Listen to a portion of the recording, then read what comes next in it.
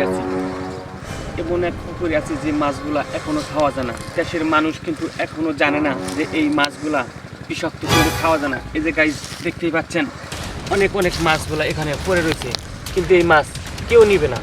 এই যে অনেক মাছ এখানে, এই মাছগুলা সহজেই কেউ নিতে চায় না, কিন্তু এই মাছগুলা কেউ খাইলেও খেতে পারবে না। দেখেন এই যেখানে পর্যাপ্ত পরিমাণ মাছ গাইস পড়ে আছে, এই বিষাক্ত মাছ।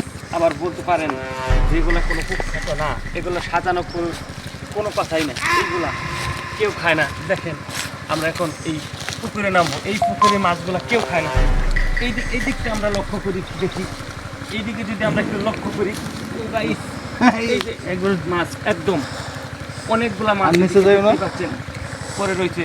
এই মাছগুলো কিন্তু কেউ খায় না।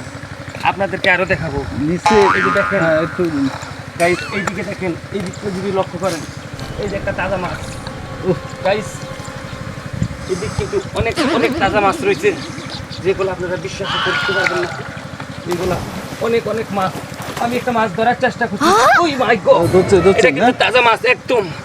এই মাছটা কেউ আসে না এখানে, কেউ মাছ খেতেও চায় না গাইস। এত এত বিষাক্ত মাছ, এই মাছগুলো যদি খায় হয়তো মানুষ মারা যাওয়ার রিস্ক থাকতে পারে। এটা আমার সাজানো কোনো কথা না গাইস, একদম রিয়েল কথা। এই বিষাক্ত মাছ এখানে অনেকগুলো মাছ মারা রয়েছে, কিন্তু মানুষের জন্য এই মাছ উপকারী, তবু এই মাছ খায় না। কিন্তু এই বিষাক্ত মাছটা আমি ধরছি, জানি না আমার এই মাছ ধরার কারণে কোনো ক্ষতি হবে কি না, ছেড়ে দিলাম।